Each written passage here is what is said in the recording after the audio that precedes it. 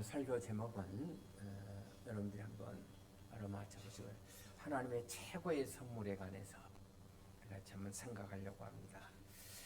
한동안 우리가 섬기고 있는 직장이나 공동체에서 우리가 무엇을 위해서 살고 무엇을 위해서 일할 것인가를 명확하게 하기 위해서 이 미션 스테이트먼트라는, 다시 말하면 공동선언문이 회사나 직장에서 작성되곤 했었습니다. 이것은 공동체뿐만 아니라 저는 우리 개인들에게 있어서도 무엇보다도 중요하다고 믿습니다. 나 개인의 사명, 이 선언문이 무엇인지, 내가 무엇을 위해서 살고 무엇을 위해서 일하고 있는지, 이것도 우리 일생을 사는 일에 저는 매우 도움이 되리라고 믿습니다. 오늘 우리는 하나님의 아들 예수님이 이 땅에 오셔서 행하신 그분의 이 스테이트먼트, 다시 말하면 사명선언문을 같이 생각하고자 합니다. 자, 예수님의 미션 스테이트먼트 사명선언문이 뭐였을까요? 두 가지로 간단하게 요약할 수가 있습니다. 무엇보다도 예수님이 이 땅에 오신 가장 중요한 목적, 영원 구원하기 위해서예요. 있습니다. 영원 구원하기 위해서요. 자, 누가복음 19장 10절 우리 같이 한번 같이 보실까요? 누가복음 19장 10절. 자, 같이 한번 봅시다. 시작. 화면 보시면 나와 있습니다. 시작. 인자가 온 것은 잃어버린 자를 찾아 구원하려 함이니라. 자, 인자가 온 것은 잃어버린 자를 찾아 구원하기 위해서. 여러분, 지난번에도 제가 말씀을 드렸죠. 인자는 뭐라고 그랬어요? 사람의 아들이란 뜻이에요. 인자는 사람의 아들. 그러니까 하나님의 아들이신 예수님께서 사람의 몸을 입고 이 땅에 오셨을 때 표현할 때 성경은 그거를 어떻게? 인자라는 단어로 표현합니다. 그래서 하나님의 아들이 사람의 몸을 입고 오셨다. 그때 예수님을 표현할 때 인자라고 표현합니다. 자, 그런데 하나님의 아들이 이렇게 사람의 아들, 인자가 되어서 이 땅에 오신 가장 중요한 목적, 뭐라고 그랬어요? 잃어버린 자를 찾아서 뭐예요? 구원하기 위해서. 다시 말하면 그분이 이 땅에 오신 가장 중요한 목적은 영혼을 구원하기 위해서. 믿습니까? 그러나 두 번째로 또 예수님이 이 땅에 오신 목적이 있어요. 이제 다음 주에 우리 교회 설립주일이기 때문에 이제 2주간 이제 그 목적을 얘기하려고 합니다만은, 자, 오늘 우리가 읽은 말씀 속에 기록이 되어 있어요. 마태복음 16장 우리 18절을 한번 같이 보시겠습니다. 시작. 또 내가 내게 이르노니 너는 베드로라. 내가 이 반석 위에 내 교회를 세우리니 음부의 권세가 이기지 못하리라. 자, 예수님께서 이 땅에 오신 첫 번째 목적은 잃어버린 자를 구원하기 위해서, 그리고 그것을 실현하기 위해서 또 예수님께 뭡니까? 내 교회를 세우겠다 그랬어요. 이 반석 위에 내 교회를 세우리니 그랬어요. 그러니까 예수님이 이 땅에 오신 목적은 뭐예요? 첫 번째는 잃어버린 자를 구원하기 위해서, 두 번째는 교회를 세우기 위해서. 아니, 영혼군이면 족하지 왜 교회를 세우고자 했던 이유가 뭔가? 우리는 그 이유를 중국 선교를 위해서 헌신했던 허드슨 텔러의 선교사의 생애를 통해서 간단하게 그 대답을 얻고자 합니다. 원래 허드슨 텔러 선교사님은 22살 젊은 나이로 의과대학을 공부 거의 마칠 무렵에 소명을 받고 중국으로 선교 가셨습니다. 중국 상해로 가서 거처를 정하고 바울 사도처럼 순회 선교, 여기서 복음 전하고 또 다른 지역에 가서 복음 전하고, 이런 순회 선교를 하셨어요.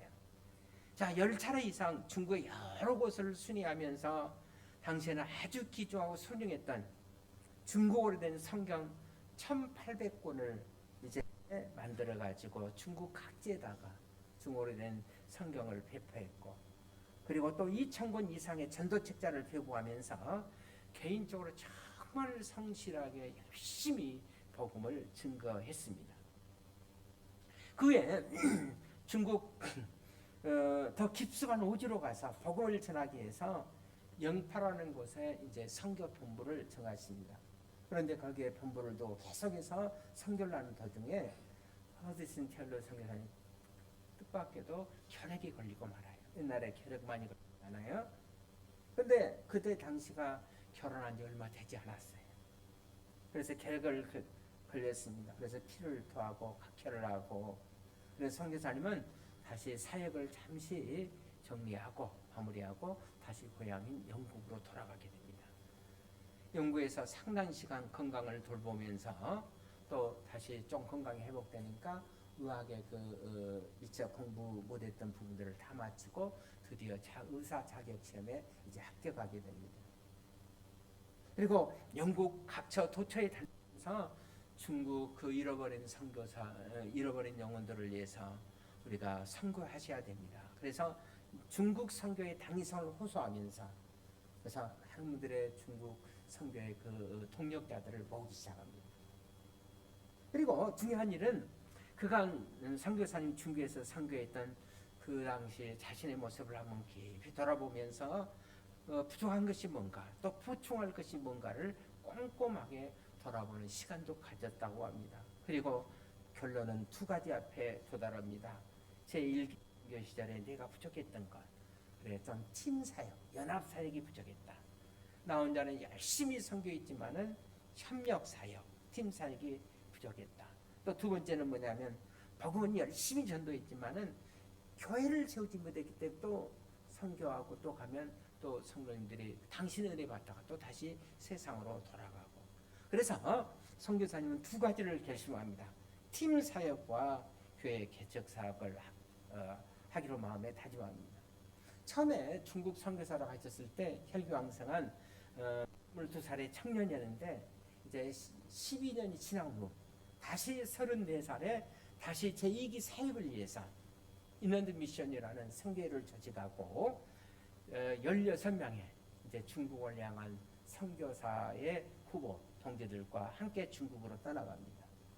그리고 이제는 혼자가 아니라 10명과 함께, 그래서 이제 그곳에 가서 복음만 전한 것이 아니라 복음을 전하는 사람들이 와서 그들로 하여금 교회를 세우게 하고, 그래서 거기에 이제 또 사역자를 훈련시켜서 교회를 보게 하는 역할을 감당해야 하십니다. 우리가 이것을 교회 중심의 선교, 처치 플랜팅 미셔너리 이렇게 얘기하죠. 교회 개척 사업을 중심으로 이제 제2기에 이제 사역을 이루어갔던 겁니다. 우리 교회도 제가 제1기 사역을 했다면, 개척에서 여기까지 1기 사역을 했다면 2기 사역은 이제 부목사님도 이제 하실 건데요. 아무튼 전도받은 사람들이 세워진 그 지역 교회를 통해서 바로 그 지역에서 걸어간 영향을 끼치기 시작한 것을 보면서 허튼 선교사는 중요한 깨달음을 얻습니다. 복음이 너무 소중하지만 복음 못지않게 소중한 것은 복음을 전하는 교회. 그래서 교회 이제 공동체의 중요성을 이제 깨닫습니다. 그리고 교회야말로 중국을 향한 중국 땅의 하나님의 선물이며 하나님의 소망인 것을 그가 마음속에 이제 확신하게 됩니다. 저는 이런 허슨텔러의 선교사의 그 발견과 고백은 저는 우리 목장교회의 것이 돼야 된다고 생각합니다. 지금도 편함없이 여러분 교회가 이 땅에서도 또 광진뿐만 아니라 대한민국에서도 교회가 소망이 돼야 돼요. 그런 이유에 우리에게 바로 그런 이유를 통해서 우리에게 바로 하나님께서 교회를 선물해 주셨다고 믿습니다. 그래서 하나님께서 교회에 가장 우리에게 주신 큰 선물이 있다면 바로 여러분 교회예요. 그러면 우리가 어떻게 이 교회를 생겨날 것인가? 첫째, 교회는 뭔가? 교회는 음부를 이기는 공동체이기 때문에 그렇습니다. 자, 교회는 뭘 이겨요? 음부의 권세를 이기는 공동체이다. 이 음부라는 얘기는 히브리 언어에 보면 이 하데스라는 단어로 쓰여져 있습니다. 이 하데스라는 단어의 뜻은 보이지 않는 것, 어두운 것, 죽음의 장소를 의미할 때 쓰여진 단어예요. 그러니까 예수님이 내 교회를 세우겠다고 말씀하면서 음부라는 단어를 언급한 이유가 어디 있을까요? 여러분, 음부 그러면 어둠의 장소, 교회는 반대로 빛의 장소, 교회는 빛의 공동체입니다. 음부가 죽음을 상징하는 거라면 여러분 교회는 생명을 상징하는 공동체인 줄로 믿습니다. 음부의 권세를 가진 자가 바로 사탄이에요. 여러분 사탄의 미션이 있다면 세상을 어둡게 만드는 겁니다. 그리고 세상에서 생명을 파괴하는 작업을 하는 겁니다. 그러나 여러분, 교회 사명은 어두운 세상에 빛을 비치는 거예요. 그리고 생명을 심는 겁니다. 그래서 예수님께서 요한복음 8장 12절에 어떻게 말씀하셨죠? 나는 세상의 빛이라. 나를 따르는 자는 어둠에 다니지 아니하고 생명의 빛을 본다고 말씀하셨어요. 그리고 요한복음 10장 10절에서는 또 이렇게 말합니다. 도적이 오는 것은 도둑질하고 죽이고 멸망시키는 것뿐이요 내가 온 것은 양으로 생명을 얻게 하고 더 풍성하게 얻게 하려 함이라. 더 풍성하게 얻게 하려 함이라. 그렇게 선언하셨어요. 그렇다면 여러분, 그러나 이런 예수님의 선언과 예수님의 기대에도 불구하고 오늘날 이 땅의 교회들이 빛과 소금의 역할을 감당하지 못하고, 교회가 세상을 걱정하는 것이 아니라 세상이 교회를 걱정하는 금신거리가 되었다는 사실, 우리가 가슴 아픈 현실이 아닐 수가 없습니다. 자신 여러분, 그러나 이 땅에 그래서 모든 교회들이 문을 닫았다. 교회가 사라졌다. 교회를 통해 생겼던 선교 사역도, 구제 사역도, 이웃을 향한 사랑의 사역도 여러분 다 사라진, 일체 교회가 문을 닫고 없어진 여러분 세상을 한번 상상해 보십시오. 여러분 상상해도 되십니까? 기독교를 비판한 무신론자들이 여기에 자주 등장하는 사람이 아이러카락의 과학자 엘버트 아인슈타인이에요. 가끔 여러분들이 버스 이렇게 시내 버스 이렇게 다니는 것들에 보면 무신론자들이 써놓은 그 광고가 가끔 보여요. 눈에 띕니다. 여러분, 무신론자들도 전도하고 있다는 사실을 아시죠? 나는 거기 보면 나는 자신의 창조물을 심판하는 그 신을 상상할 수가 없다. 엘버트 아인슈타인. 그가 이 말을 한 이후에 아인슈타인의 삶이 어떻게 되는지에 관해서는 또 사람들은 또 반대로 침묵하더라고요. 알스 크레이라는 학자가 있는데 그분이 쓴 책 가운데 히틀러차의 교회 고백이라는, 우리 화면에 나오죠. 표지 좀 보여달라고 했는데 못 받았는가 봐요. 히틀러차의 고백이라는 책이 있어요. 자, 이 책에 보면 알버트 아인슈타인에 대한 고백이 거기에 적나하게 들어가 있어요. 원문 그대로 번역해 보면, 나는 히틀러 나치 혁명이 일어났을 때 자유연신을 가리킨 대학들이 즉각적으로 침묵하는 것을 지켜보았다. 나는 이제 자유를 지하는 수많은 논설을 써서 온 신문에 기고하고 그들의 목소리에 귀를 기울이고 있었다. 그러나 그들은 단 몇 주 만에 나치의 기세에 눌려 입을 꼭 닫고 말았다. 그런데 오직 진리를 억압하려는 히틀러의 선전에 맞선 예수 그리스도의 교회만이 굳게 서 있었다. 나는 그때까지 교회에 어떤 특별한 관심을 갖지 않았다. 이제 나는 지적이고 도덕적인 자유를 위해, 인간의 진정한 자유를 위해 나치와 맞선 교회에 대해서 엄청난 애정과 감탄을 느끼고 있다. 그때 내가 경멸했던 교회를 이제 주저없이 나는 칭찬하고자 한다. 이것이 그 엘버트 아인슈타인 마지막에 변화된 자신의 고백이에요. 여러분, 비록 한 시대 그리고 한 정세 특정한 교회들이 흔들 수도 있고 제 사명을 감당하지 못하고 얼마든지 부패한 일들이 일어날 수도 있고 또 지금도 일어나고 있지만, 그럼에도 불구하고 우리는 이렇게 선포했습니다. 아직도 교회는 세상의 소망입니다. 우리 한번 따라합시다. 아직도 교회는 세상의 소망입니다. 음부의 권세는 결코 여러분 교회를 이길 수가 없어요. 그래서 교회는 어둠을 항인하는 이런 빛의 공동체입니다. 교회는 사망의 권세를 이기는 생명의 공동체인 줄로 믿습니다. 그러므로 교회는 하나님이 이 땅에 주신 최고의 선물인 줄로 믿습니다. 두 번째로, 교회가 하나님의 최고의 선물이신 이유, 또 하나의 이유가 있어요. 교회는 여러분 천국의 열쇠를 맡은 공동체이기 때문에 그렇습니다. 자, 오늘 본문 19절의 말씀을 우리 한번 같이 보실까요? 19절입니다. 시작.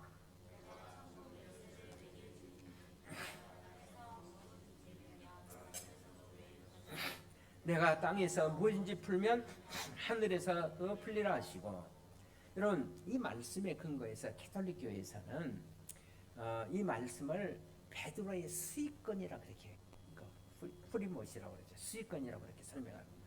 수익권이라는 얘기는 머리라는 뜻이에요. 수익권은 머리라는 뜻이에요. 그러니까 베드로가 교황이니까, 교회 왕이니까 교회의 머리라는 거예요. 여러분 혹시 성주 순례 이스라엘에 가보면 또 여러분들이 드라마를 통해서나 보셨을지 모르겠습니다만은 베드로 수익권 교회라는 교회가 있어요. 가톨릭 교회가 있어요. 베드로가 교회의 머리이고 그가 교회의 반석이고 그가 그런 베드로에게 하나님 우리 주님께서 천국의 열쇠를 베드로에게 줬다는 거예요. 그래서 개신교에서는 전통적으로 이 말씀을 하나님이 우리 주님이 베드로에게 개인에게 그 천국의 열쇠를 준 것은 아니다. 베드로의 신앙 고백 그 위에다가 천국의 열쇠를 주는 것이라고 그렇게 해석이 왔습니다. 그러니까 다시 말하면 천국의 열쇠는 베드로가 열었다 하는 것이 아니라 베드로가 어떤 신앙의 고백을 했어요. 그 유명한 고백 16절에 있는 말씀을 한번 같이 보도록 하겠습니다. 시작. 시몬 베드로가 대답하여 이르되 네, 그렇습니다. 주는 그리스도시요, 그다음 뭐예요? 살아계신 하나님의 아들이십니다. 딱 그렇게 고백했어요. 이 말은 무슨 얘기예요? 주님, 우리가 지금까지 기다려왔던 당신은 우리의 그리스도이십니다. 이 그리스도란 말은 제가 설명을 많이 드렸어요. 하나님이 기름을 부어 세우신 그러니까 우리가 지금까지 기다려왔던 하나님이 보내시려고 약속했던 기름 부어 세우신 당신이 바로 우리의 구세주입니다. 그런 뜻이에요. 주는 그리스도이시오 살아계신 하나님의 아들이십니다. 당신이 바로 우리의 구원의 소망입니다. 바로 당신이 하나님께서 약속한 우리의 구세주입니다. 그런 뜻이에요.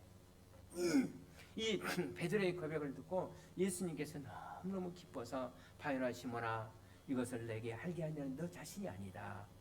이것은 하나님 아버지께서 너로 하여금 그것을 깨닫게 하신 것이다. 말씀했어요. 그러면서 말씀하기를 이제 여기가 이제 문제입니다. 너는 베드로라. 내가 이 반석 위에 뭘 세운다고 그랬어요? 내 교회를 세우리라 그랬어요. 그러니까 여러분 교회는 베드로라는 개인이 세워진다는 그 얘기가 아니라 베드로가 고백했던 그 신앙 고백, 어떤 고백이죠? 주는 그리스도 살아계신 하나님의 아들, 그 신앙의 고백, 우리가 그걸 뭐라고 그러죠? 복음이라고 합니다. 복음. 바로 복음의 핵심이신 예수, 그리스도 이해가 세워진다는 얘기예요. 그러므로 여러분 교회 최고의 자산, 교회 최대의 자산은, 교회 유일한 자산이 있다면 교회는 복음 위에 세워진 것입니다. 그래서 여러분 교회에서 복음보다 더 소중한 것은 없어요. 그래서 사도행전 4장 12절에는 이렇게 말합니다. 우리 같이 한번 보십시다. 시작. 다른 이로서는 구원을 받을 수 없나니 천하 사람 중에 구원받을 만한 다른 이름을 우리에게 주신 일이 없습니다 하였더라 그랬어요. 천하의 온 천하 우리에게 구원을 줄 만한 다른 일은 없어요. 누구에게는? 예수님에게는. 여러분 예수가 바로 우리의 구세주이십니다. 예수가 바로 우리 그리스도이시고 예수가 바로 우리의 생명이십니다. 바로 이 고백 위에 교회가 세워진다는 거예요. 그래서 교회의 가장 소중한 자산은 바로 뭐예요? 복음이에요. 복음. 그래서 교회가 복음을 전할 때 사람들이 그 복음을 듣고 예수를 믿음으로 말미암아 이제 천국의 열쇠 문이 열려진다는 거예요. 여기서 메고 푼다. 그리고 그 열쇠는 베드로에게 주어진 것이 아니라, 다시 말해 오늘 이 말씀을 기록했던 분이 누구죠? 마태가 기록했죠. 18장에서 좀 앞으로 가보면 이제 18장에서 우리에게 중요한 말씀을 준다 해요. 18장 18절을 우리 한번 같이 보실까요? 시작. 진실로 너에게 이르노니 무엇이든지 땅에서 매면 하늘에서도 매일 것이요 무엇이든지 땅에서 풀면 하늘에서도 풀리라. 그러니까 여기서 베드로 개인이 아니라 너희가 땅에 매면 하늘에서도 매일 것이고 그냥 땅에서도 얽힌 것 설경이 있으면 천국 들어가 복잡해진다는 거예요. 그런데 땅에서 풀면 하나님이 그거 풀어주신다는 거예요. 믿습니까? 그러면서 그 다음 주는 어떻게 얘기합니까? 두세 사람이 정말 모여서 같은 마음으로 합심해서 내 이름을 기도하면 이러이런 사건이 일어난다. 18장 19절 우리 한번 같이 보십시다. 우리가 합심해서 같은 마음으로 가지고 기도할 때 어떤 사건이 일어나는 시작. 진실로 다시 너희에게 이르노니 두 사람 땅에 합심하여 무엇이니 구하면 하늘에 계신 내 아버지께서 그들을 위하여 이루시리라 그랬어요. 그러니까 교회 공동체에서 서로를 위해서 서로가 서로를 위해서 기도해주고 우리 인생의 문제를 내고 푸는 위대한 경험을 나누게 되면, 그래서 우리 교회로 얘기하면 목장에 모여 성도들이 모일 때마다 서로 문제를 열어놓고 간절히 기도하고 축복해 주면, 그 다음에 20절을 한번 보십시다. 시작. 두세 사람이 내 이름으로 모인 곳에는 나도 그렇게 모여서 기도하고 그렇게 하나님의 부르짖으면 나도 그 자리에 임재해 주겠다는 거예요. 주께서 거기에 오셔서 함께 해 주시겠다는 거예요. 그렇습니다. 여러분, 본과 함께 우리가 바로 천국 문을 열 수가 있는 거예요. 그러니까 베드로 개인이 천국 문을 열고 닫는, 그래서 교회 왕이 베드로가 아니라, 우리가 베드로를 영어로 피터라고 그랬잖아요. 베드로가 아니라 복음이 천국 문을 열고 닫는다는 거예요. 내가 예수 그리스도를 영접하면 천국 문이 열려지고, 내가 예수 그리스도를 영접하고 믿음으로 살면 우리는 천국 백성이 된다는 거예요. 그래서 여러분, 초대교회 성도들은 그 말씀 그대로 믿었어요. 그래서 모이면 어떻습니까? 합심해서 기도했어요. 서로를 위해서 축복했습니다. 사도행전 2장에 보면 베드로가 이렇게 이제 성령을 받고 성도들이 같은 마음으로 기도하고, 그리고 이제 이 복음의 메시지를 베드로 사도가 증거하니까 한때는 어떤 기적이 났어요. 3,000명이, 여러분 지금 그 당시 3,000명은 뭐 지금 30만 명, 뭐 300만 명이나 해도 돼요. 회개하고 어마어마한 숫자들이 회개하고 돌아왔어요. 여러분, 그런데 이 3,000명이 회개하고 돌아오는 것, 이거 베드로가 한 거 아니에요. 베드로가 말씀을 증거했지만 베드로가 한 거 아니에요. 그것이 바로 복음의 뭐예요? 베드로를 통한 복음의 능력이었던 것입니다. 그러니까 여러분, 천국문의 열쇠는 베드로가 열고 닫는 것이 아니라 뭐가예요? 복음이 천국 열쇠를 열고 닫는 거예요. 오늘 처음 교회 났더라도, 내가 지금까지 하나님을 부인했더라도 이 시간이라도 내가 마음의 문을 열고, 예수님 내가 죄인입니다.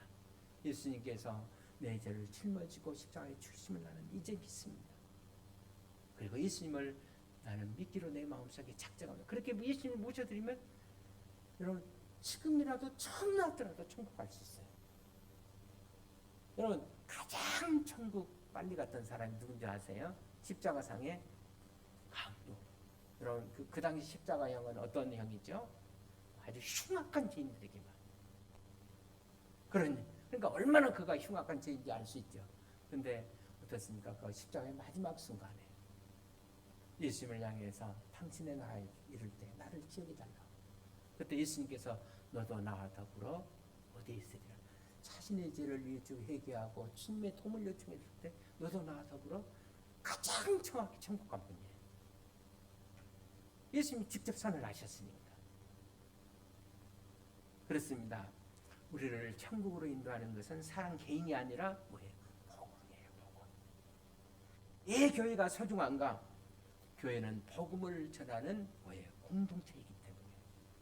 교회가 복음 전파를 그치는 순간 여러분, 교회는 교회 전도로서의 의미를 상실해 버립니다.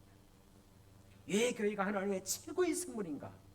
바로 교회는 하나님의 위대한 복음이 있기 때문에, 그리고 하나님께서 그 위대한 복음을 여러분과 저에게 맡겨주셨기 때문인 줄로 믿습니다. 이제 결론의 말씀을 했습니다. 왜 교회가 하나님의 최고의 선물인가? 교회는 성도의 성숙을 이루는 공동체이기 때문에 그래요. 여러분, 이미 말씀드린 대로 캐톨릭 교회는 오랫동안 믿어왔던 교리 가운데 교황 무호설이라는 것이 있어요. 교황 무호설. 교황은 절대로 잘못하지 않는다. 그래서 교황은 죄가 없다는 거예요. 그러나 우리 개신교에서는, 우리 개혁주의 교단에서 이런 것을 믿지 않습니다. 여러분, 교황도 사람이기 때문에 잘못할 수 있다 없다, 그냥 따라서 있다, 그렇게 생각하세요. 자, 교황도 인간이 얼마든지 잘못할 수가 있어요. 또 캐톨릭에서는 뭐냐면은 교황은 성경의 권위보다 높다는 거예요. 그러니까 교황이 틀리다면 틀린 거예요. 그러니까 여러분, 그 누구도 성경 권위보다 높을 수가 없어요. 왜냐하면 우리는 인간들이기 때문에. 아무리 교회의 왕이라 할지라도, 물론 교회 왕이 있을 수가 없어요. 우리 왕은 누구입니까? 저를 노려보지 말고 예수 그리스도. 예수 그리스도. 그러니까 여러분, 그 누구도 어떻습니까? 다 성경으로 와서 점검을 받아야 돼요. 그렇죠? 성경을 와서 점검을 해야 돼요. 그래서 이런 생각 때문에 이제 결국은 종교개혁이 필요했죠. 그래서 루터가, 그리고 장로계 창시자인 정 칼빈이 종교개혁을 하는 이대한 운동을 일으켰던 것입니다. 그래서 오늘 본문에 이어지는 말씀에 보면, 자, 예수님이 이제 베드로와 제자들에게 이제 앞으로 내가 십자가를 지고, 그러니까 예수님 십자가의 죽음에 대해서 내가 순환을 당하고 고난을 당할 것을 예수님께 제자들에게 얘기합니다. 그랬더니 흥미로운 사실은 베드로가 이제 딱 쳐나오면서 22절에 어떻게 얘기합니까? 절대로 그 일이 이루어지지 않습니다. 주님에게는 그런 일이 없을 겁니다. 그래서 예수님의 십자가의 죽음을 베드로가 만류하는 장면이 나와요. 그때 예수님께서 뭐라고 그랬어요? 베드로, 너 참 고맙다. 네가 있어 나는 힘이 된다. 정말로 고맙다. 그렇게 얘기하셨어요? 그렇게 하지 않았어요.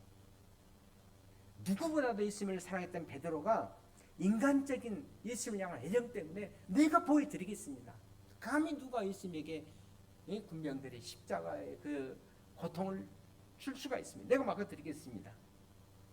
정말 인간적으로는 주님을 사랑하지 않고는 그런 얘기가 되어줄 수가 없지 않겠어요? 그런데 자, 만약에 여러분 예수님이 십자가를 치지 않는다면 여러분 우리의 구원이 어떻게 이루어질 수가 있어요? 그래서 이 십자가를 지는 것은 하나님이 예수님을 이 땅에 보내신 뭐예요? 뜻이었어요. 그래서 그때 자, 주님 그렇게 돌아가시면 안 됩니다. 이렇게 말한 베드로에게 예수님께서 화를 벌컥 내시면서, 성경에 화냈다는 얘기는 없어요. 23절에 한번 보십시오. 어떻게 말씀했는가. 시작. 예수께서 돌이키시며 베드로에게 이르시되 사탄아 내 뒤로 물러가라. 너는 나를 넘어지게 하는 자로다. 내가 하나님의 일을 생각하지 아니하고 도리어 사람의 일을 생각하는 자로다 하시고 그랬어요. 예수님께서 베드로 보고 뭐라고 그랬어요? 사탄이라고 그랬어요. 내가 만약에 여러분들한테 누군가 보다가 사탄이라고 하면 난리 날 거예요. 난리 날 거예요. 근데 예수님께서 지금 예수님이 사랑하는 마음으로 베드로가 그렇게 얘기했잖아요. 근데 예수님 단방에 너는 사탄이다 그랬어요. 여러분 이런 베드로 같은 제자도 때로는 어떤 역할을 해요? 사탄의 역할을 할 수가 있어요.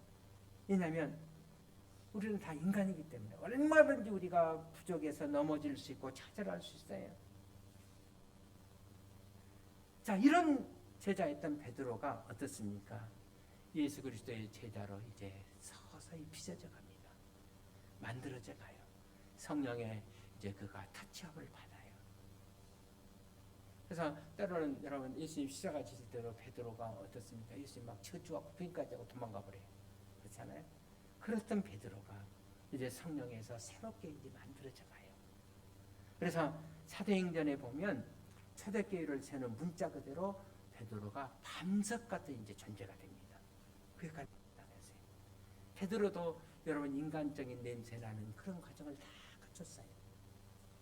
예수님 이것을 보시고 처음에 예수님께서 베드로를 처음 봤을 때, 제자로 삼으려고 처음 베드로를 봤을 때 요한복음 1장 42절을 한번 여러분들이 보시기를 바랍니다. 처음 이제 제자가 되기 전에 처음 베드로를 봤을 때 예수님께서 베드로에게 뭐라고 얘기하셨나? 시작. 데리고 예수께로 오니 자, 예수께서 보시고 이르시되 시작. 내가 요한의 아들 시몬이니 장차 개발하리라 하시니라 했어요. 내가 요한의 아들 시몬이 장차 개발을 번역하면 뭐예요? 베드로라 했어요. 그러니까 여기서 가장 중요한 단어, 키포인트가 장차라는 단어예요. 미래, 장차라는 단어예요. 여러분 원래 베드로의 이름이 뭐죠? 시몬. 시몬 너 낙엽 떨어지는 소리를 듣는가? 그 시몬이 아니라 여기서 베드로가 시몬이에요. 내가 장차 뭐가 된다? 개바가 되리라 그랬어요. 여러분 개바는 아모고 그 다음에 베드로는 히브리어예요. 그러니까 개바나 베드로나 이름의 뜻은 다 같은 뜻이에요. 무슨 뜻이냐면 반석이라는 뜻입니다. 반석. 내가 베드로, 시몬, 내가 장차 뭐가 된다? 반석이 된다는 거예요. 근데 지금은 베드로가 반석입니까 아닙니까? 아니에요. 지금 막 실패하고 흔들리고 연약해지고 이런 베드로. 그럼에도 불구하고 주님은 이제 베드로를 보면서 너는 장차 미래의 베드로가 되리라고 했어요. 반석이 된다. 예수님은 베드로의 뭘 보신 겁니까? 미래에 되어질 가능성을 보신 거예요. 그리고 그를 부르시고 예수님은 그를 반석이 되도록 계속해서 트레이닝, 훈련시키십니다. 그리고 오늘 본문에서는 자 이제 너는 베드로라. 내가 이 반석 위에 오늘 본문에서는 제자가 된 후에는 내 이 반석 위에 뭐라고 그랬어요? 내 교회를 세우리라. 이제 베드로는 성숙의 과정을 거쳤어요. 그리고 드디어 여러분 우리가 이제 사도행전에 보시면 베드로는 정말 우뚝 선 리더로서 그리고 반석의 교회를 정말 세우는 역할을 감당하는 모습들을 우리가 성경을 통해서 보게 됩니다. 그렇습니다. 여러분 어떤 리더들에게도 다 강점도 있고 약점이 있어요.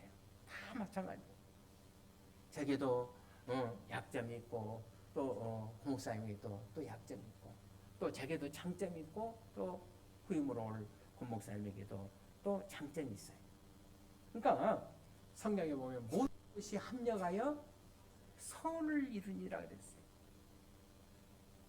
약점이 강점이 되고 또 약점이 오히려 고쳐서 축복이 되고. 그래서 우리는 베드로처럼 다 약한 존재들입니다. 서로 가능성을 보면서 협력해서 선을 이루어야 될 줄로 믿습니다. 아직도 많은 성장을 가능성을 가지고 있는 우리 목장교회 연약했던 시몬 베드로를 부르시면서 주님은 이렇게 말씀하세요. 너는 베드로라. 내가 이 반석 위에 내 교회를 세우겠다 그랬어요. 이 말씀은 2000년 전에 주님이 자 베드로에게 주셨던 말씀이지만은 오늘 지금 2000년이 지나고 난 2023년이죠. 지나고 난 여러분과 저에게도 똑같은 음성으로 저는 주시고 있다고 믿습니다. 이 반석 위에 내가 내 교회를 세우겠다. 우리가 마음을 열고 주님의 음성을 듣는 그래서 반석 위에 교회를 세워가는 여러분과 제가 될 수 있기를 주 이름으로 축원을 드립니다. 네, 기도하겠습니다. 하나님 아버지 귀한 말씀을